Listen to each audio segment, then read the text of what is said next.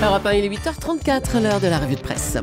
Chaque matin, elle lit, elle décrypte, elle tranche. C'est la revue de presse de Natacha Polony sur Europe 1. Bonjour Natacha. Bonjour Jean-Philippe, bonjour Julie et bonjour à tous. Ce matin, une de vos journaux, le psychodrame continue. Le Monde, Alstom, 48 heures pour un démantèlement. Libération, Alstom, le casse-tête de l'État. L'Opinion, après Alstom, à qui le tour? Et l'Humanité, Alstom, et si on parlait de nationalisation? Et pendant que l'industrie française chancelle, Manuel Valls se fait les yeux doux à gauche pour vendre la rigueur.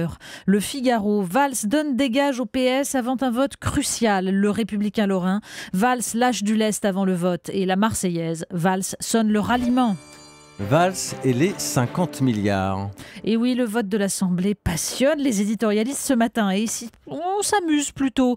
Faut-il y voir un symbole, demande Jacques Camus dans La République du Centre. C'est à la Maison de la Chimie, hier à Paris, que Manuel Valls a défendu le pacte de responsabilité qui sera soumis aujourd'hui au vote consultatif de l'Assemblée. Exercice alambiqué, en effet.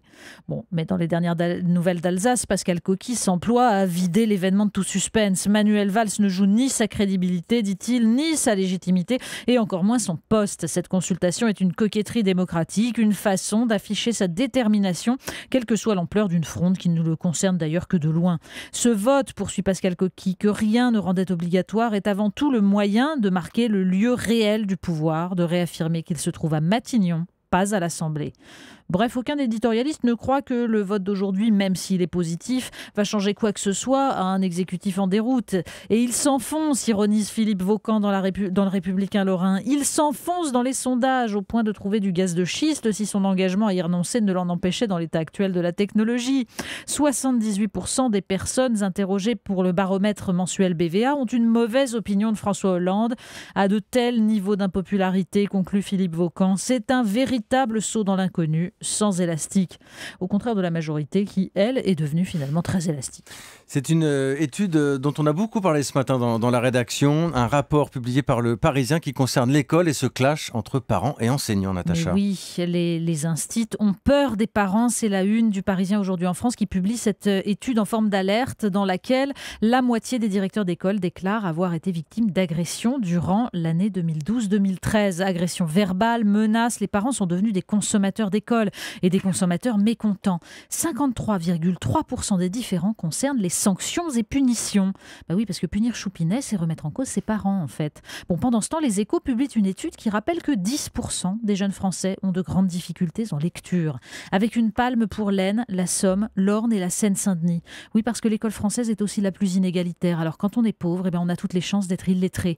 Une fatalité dont on semble s'accommoder. Le plus important, c'est que les professeurs ne traumatisent pas les élèves avec des punitions. Également dans le journal ce matin, cette étude franchement inquiétante sur les pesticides. Oui, il y a la réussite de nos enfants et puis il y a leur santé. Le Parisien révèle qu'un laboratoire indépendant a mené une étude sur les cheveux d'une trentaine d'enfants de 3 à 10 ans, technique utilisée par les légistes pour détecter les traces d'empoisonnement. Résultat, sur 53 pesticides considérés comme des perturbateurs endocriniens, 35 ont été trouvés au moins une fois et 13 détectés dans tous les échantillons, notamment des insecticides interdits d'usage en France depuis des années.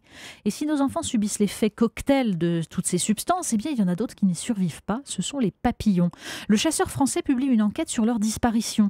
17 papillons communs des prairies ont perdu 50% de leur population entre 1991 et 2011. Arasement des haies, drainement des zones humides, suppression des herbages et bien sûr pesticides, tout concourt à ce que nos enfants ne voient plus ces splendeurs. Et Brassens ne pourra plus chanter les amours naissantes des enfants partis à la chasse aux papillons. Belle chanson. Question de déontologie, c'est dans Libé.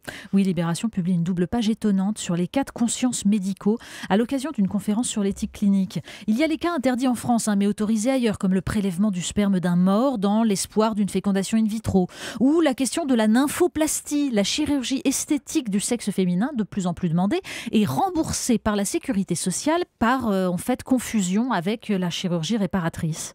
Mais il y a surtout ces hommes et ces femmes atteints de démence ou de maladie d'Alzheimer et qui tout à coup trompent leur conjoint ou découvrent l'homosexualité dans leur maison de retraite. Les soignants doivent-ils intervenir? Doivent-ils considérer que ces hommes et ces femmes sont libres de décider de leur vie ou que la maladie les aliène? Une question vertigineuse, celle des limites de notre humanité. Mais le Figaro pose aussi la question des limites, avec un article sur ces ventes d'objets scandaleux qui se multiplient. Là aussi, c'est une question de déontologie, mais pour les commissaires-priseurs cette fois. Une guillotine, des instruments de torture, des objets ayant appartenu à des dignitaires nazis, des crânes et des écorchés sous l'appellation curiosité et taxidermie. Oui, la curiosité peut être parfois un malsain défaut. Un petit clin d'œil pour terminer, Natacha. Mais oui, le site Rajmag publie un très beau reportage consacré aux oubliés du sport, les spécialistes de la voiture balai, les cyclistes lanterne rouge du Tour de France, les derniers, quoi. Ceux que les autres tentent d'éliminer en accélérant la course pour qu'ils finissent hors délai, ceux à qui l'on donne des conseils du genre « fais semblant de grimacer », oui, parce que ça excite le spectateur et puis ça fait un peu plus vrai, il faut pas avoir l'air de s'en fiche. Et pourtant, Jimmy Casper ou Jackie Durand racontent leurs bons souvenirs, les meilleurs selon eux, parce que la ténacité force le respect du public. Alors on va envoyer le reportage à l'Élysée comme soutien moral, ça pourra faire du bien. Merci Natacha Polony. La revue de presse sur Europe 1 chaque matin.